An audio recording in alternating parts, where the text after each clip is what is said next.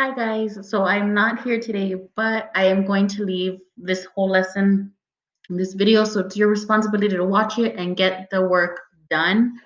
You can either watch the video first and then do everything, or you can just treat it like this is a regular classroom and do the work with me as we keep going, but you're gonna have the capability to pause it and then play it and then pause it and play it whenever you need to. So on here, let me just start off with this.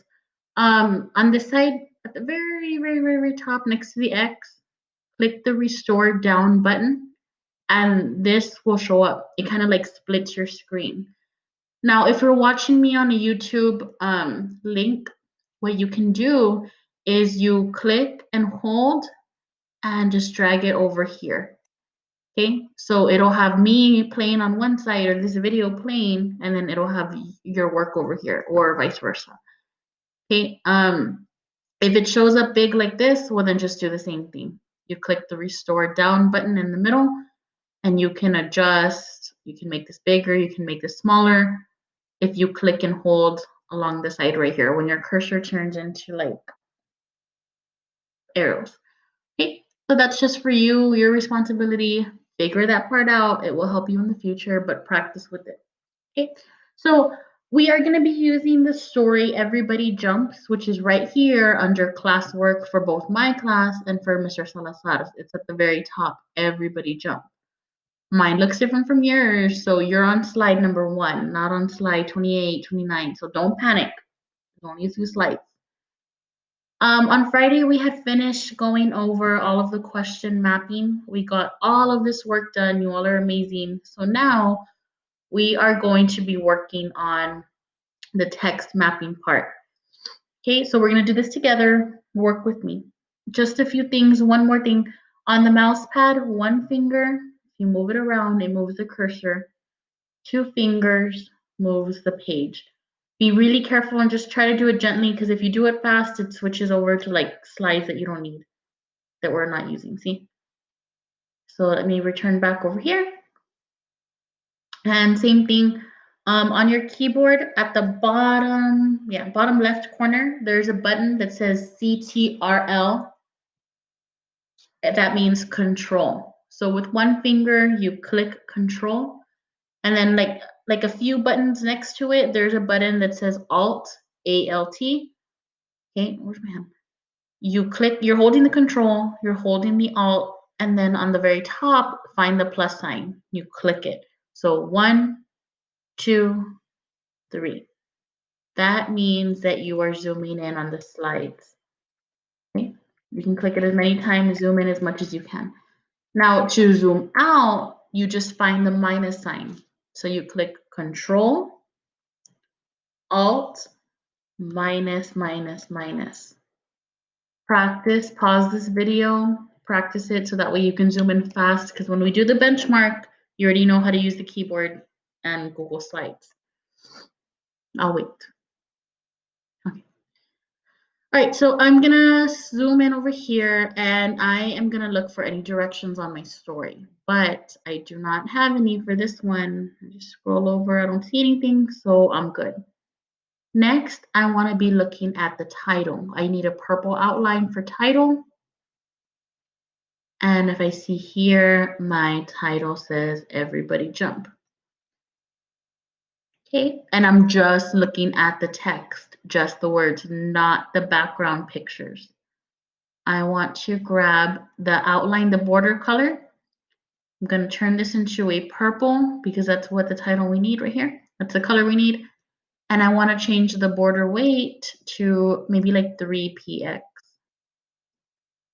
Okay, on this side right here, make inferences. Give me about 3 inferences based on the title. Whatever you think the words mean, how does it help you think about the story? What can you guess about the story? Okay, and don't just put, oh, everybody's jumping. No, say the people of the planet are, I don't know, look up words. Okay, so 3 inferences at the least. Please make sure that you change your text color on this side with the letter A to a purple as well, So that way I know that these inferences belong to the title. Okay. I don't see any other headings. This title is here 3 times really, so you're good. Yeah, if I look through the story, there are no headings on this one. If I take a look over here, I don't see any here. Yeah, but I do see some dialogue. When people are having conversations in a picture or in a story, they're saying something to each other, there's a conversation that is called dialogue. I wish I had like a dialogue. I don't know how to edit my videos yet, so sorry guys. Okay, so I'm gonna go back over here and sorry, I'm getting a little ahead of myself. Get it together, Mrs. Spinoza. I did my title, dun dun. I don't have any headings, dun dun. But I do know the genre of my story. What is the type of story we are covering? I hope you answered. Informational. Okay, so let's go, and it says nonfiction here, but the main focus would be informational. So grab a text box. Okay, place it right over here and type in the word genre and type in the word informational text. We basically discussed informational stories and the specifics of it all last week, so I'm not going to spend more time on it right now. Change it into bold so that we can see it a little bit more, and the text color is going to be a gray because that's the color we need for genre. Okay, so have that ready. Pause the video if you need to. Okay. And I'm going to go back over here. Now we're going to be looking at photographs and pictures. A photograph is something that's taken with a camera, but a picture is either drawn or illustrated. Now this story has a bunch of text features. This image right here would be considered a photograph because it looks like it was taken more with a camera. So my color for that one needs to be changed to like orange. Okay, same thing on this side. You want to make inferences based on this image in the background. Okay, make an inference. How old do you think this person is? Why do you think that? What's be in the background? What's the setting of the story? Why did they put somebody there? Okay, all of those things do the same thing. Give me some inferences. 1, 2, and 3. Type them out. They're going to be up to you, whatever you want to put. If you want to text your friend, hey, what did you put? That's fine too. Have those conversations. I don't mind. Okay, the text color is going to be changed to orange as well. And it's right there. Now, that's not the only photo or picture we have. Look at the color picture right here. It's like a yellowish, orangish. It's like in between these two. So I want to go around through my story and I am just going to outline any images that I see. Normally we make inferences for them, but there's a lot and we don't need to do it for all of the pictures because we kind of already wrote that right here. So just do your outlines. Use the border color. Let's do like a peachy color. Okay, one image. I'm going to move to my next slide. Okay, I see another image right here. Grab a text box. Change the border color to a peachy. Change the border weight to 2px. And I'm going to show you another little thing. And it's going to help us when we do the vocabulary. Click the box on your mouse pad. Instead of using your left finger, use your right one. Click copy. Click out of it. And then again, use your right finger. And then click paste. You're just going to move this right over here. So that way you don't waste time putting the color, putting the text box, changing the border weight. It saves you time. Okay, let's try this one more time. Right click it, click copy, click out, right click, click paste, just move it over. Okay. Now I want to show you, while I'm here, I also want to talk about what we see in the images. Okay, what do you see here? Answer it just out loud. What do you see right here? What do you see right here? Okay, have those conversations with yourself and your thought processes. Now, I am going to do something a little bit different. This comes again, technical stuff. Click the box on your keyboard again. Control CTRL at the bottom, like left corner. You have your two hands, your left hand, put it on the keyboard, and it's at the very bottom. One finger, click Control, and then click the letter C once. Nothing happens. Click out, click Control again, and then you're going to click V, C, like that. See? So I don't have to click a bunch of buttons on my keyboard. This is a lot faster. Click it once, because if you click it a bunch of times, you're going to make a bunch of copies, and then you have to go delete them. Okay? Control C, Control V. I'm going to place it over here around this image, this picture. Okay, you adjust it, make it perfect, move it down a little bit over here, and that's good. That'll work. What do you see going on here? What do you see going on here? I don't see any other images. So now I'm going to go up here and I'm done. I already know that this question is going to be asking about this one. I already have it outlined, so I'm good. Okay, so I got my pictures, captions. Captions tell what's going on in the image, but I don't really have any. I have words in the picture, but you'll get to that when we annotate. Okay. Now, diagrams are timelines, and notice how maps are included. Well, in this story, we actually do have a few maps here. So in the background, it's not very as noticeable, but it does count as a map. So you're gonna have to get a green text box. And I say green because it's a diagram. I'm using it from here. And you do that. Okay, change it, same thing. Watercolor to like a lime green to PX. Now, if I'm scrolling through and I'm reading the story and I see all of these colors and all of this text next to this image, well, then I know I better pay more attention because I already noticed there's two boxes around it and some text next to it. So you take your time and you really make inferences when we go back and read the story tomorrow. Well, when we annotate the story tomorrow. Today we'll probably just read it, but for tomorrow it's going to be like in depth. I don't see any maps here, but I do see another map right here. So I'm going to grab a text box and I want to just do the same thing, put my outline around it, make it a green 2px, whatever, 3px. Okay. And I think that's the only map picture I have, right? Does this count as a map? I'll leave that up to you. You can either put it or not if you think this counts as a map.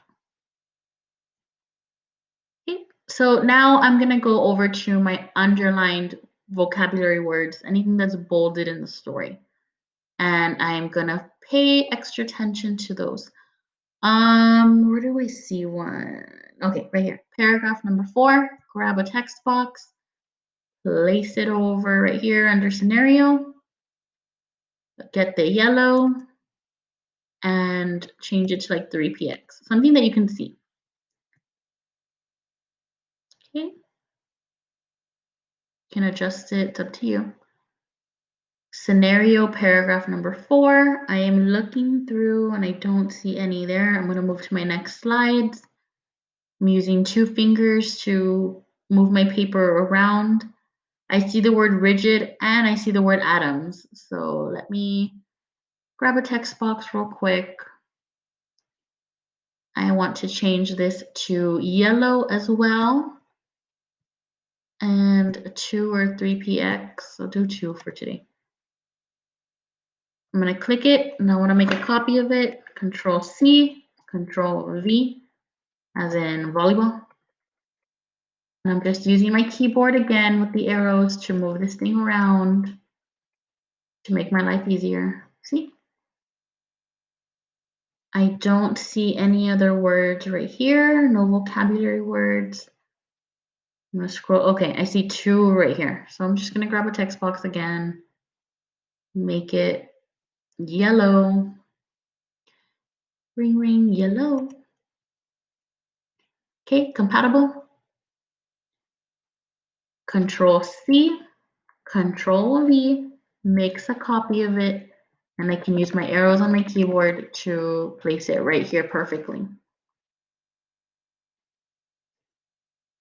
I don't see any other vocabulary words on this one. I'm moving to my final slide and I am looking.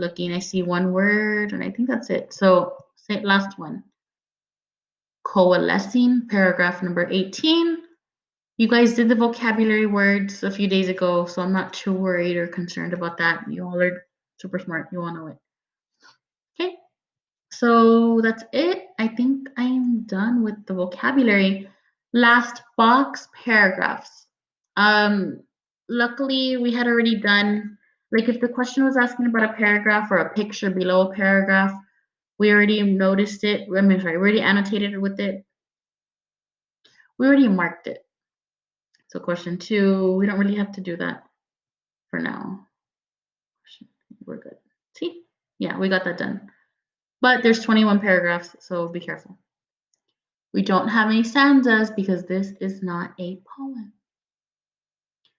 Now, get all of your strategies done. If you don't have all of these outlines or if you're missing something, well, then it's your responsibility to go look for it in my website, in my journal, and then be ready for tomorrow. I'm going to zoom in.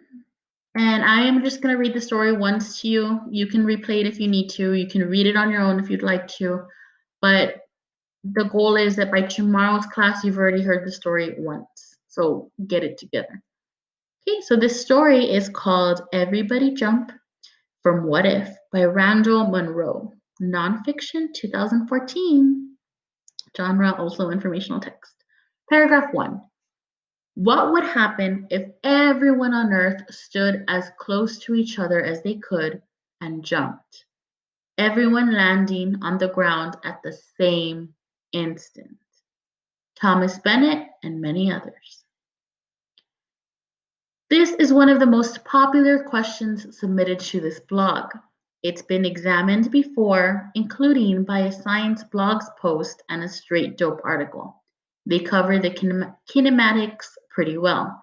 However, they don't tell the whole story. Pause real quick. I don't know if I said kinematics correctly. Somebody Google it. I don't know. Anyways, paragraph 3. Let's take a closer look. At the start of the scenario, the entire Earth's population has been magically transported together into one place. This crowd takes up an area the size of Rhode Island, but there's no reason to use the vague phrase an area the size of Rhode Island. This is our scenario. We can be specific. They're actually in Rhode Island.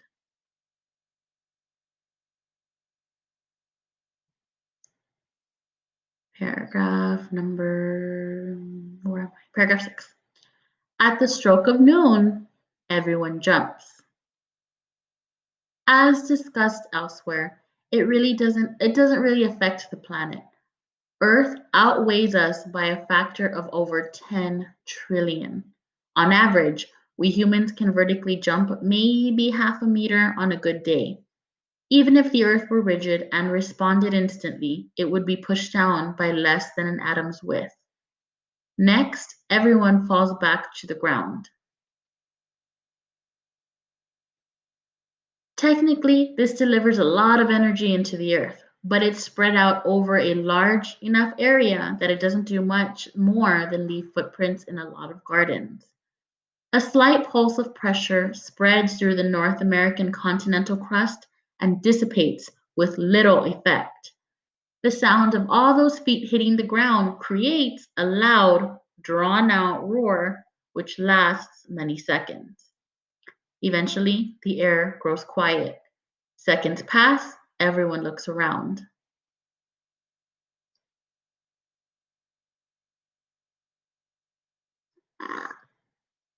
There are a lot of uncomfortable glances, and someone coughs. A cell phone comes out of pocket within seconds the rest of the world's 5 billion phones follow. All of them, even those compatible with the region's towers, are displaying some version of no signal. The cell networks have all collapsed under the unprecedented load. The TF Green Airport in Warwick, Rhode Island handles a few thousand passengers a day. Assuming they got things organized, including sending out scouting missions to retrieve fuel, they could run at 500 capacity. They could run at 500% capacity for years without making a dent in the crowd. The addition of all the nearby airports doesn't change the equation much, nor does the region's light rail system. Crowds climb on board container ships in the deep-water port of Providence, but stocking sufficient food and water for a long sea voyage proves a challenge. Rhode Island's half-million cars are commandeered. Moments later, I-95, I-195, and I-295 become the sites of the largest traffic jam in the history of the planet. Most of the cars are engulfed by the crowds, but a lucky few get out and begin wandering the abandoned road network.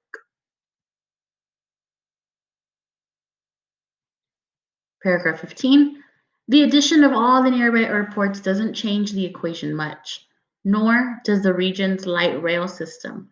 Crowds climb on board container ships in the deep water. Oh, I'm sorry. There was a mistake. Paragraph 15 and 16 I already read. We're going to switch over to paragraph 17. Just wanted to see if you were paying attention.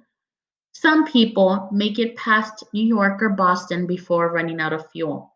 Since the electricity is probably not on at this point, rather than finding a working gas pump, it's easier to just abandon the car and steal the new one. Who can stop you? All of the cops are in Rhode Island. The edge of the crowd spreads outward into southern Massachusetts and Connecticut. Any two people who meet are unlikely to have a language in common, and almost nobody knows the area. The state becomes a patchwork chaos of coalescing and collapsing social hierarchies. Violence is common, everybody's hungry and thirsty, grocery stores are emptied, fresh water is hard to come by, and there's no efficient system for distributing it. Within weeks, Rhode Island is a graveyard of billions. The survivors spread out across the face of the world and struggle to build a new civilization atop the pristine ruins of the old. Our species staggers on, but our population has been greatly reduced. Earth's orbit is completely unaffected. It spins along exactly as it did before our species-wide jump. But at least now we know. If you finish early, I need you to read on Mayan. And again, there's no excuse for you not to have your strategies done. So this is what I'm asking for, all of the text boxes. Okay? If you need to see my work or my journal, go to classwork again and go under Mrs. Espinosa's website, click the link, and it'll take you to this page.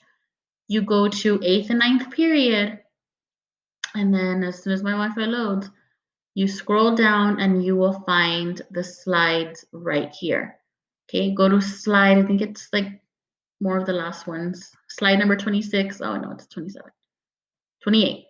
Okay, you can click this and it'll make it bigger, but that's all of my strategies that you need in order to get a good grade for the day. If you finish early, I need you to become my favorite student. Log into Mayan, get some minutes for us for 6th grade, but more for me. And just go to the bottom, go through Clever, and it'll take you directly to the Clever login with PSJ at the top. Log on to Mayon, test on AR, and have a wonderful day. Text me if you have any questions. My number is on the website as well. 530-385-8710. Have a wonderful day. Make great choices. Don't talk to any strangers. Bye, guys. How do I stop this? I never know. Okay, bye.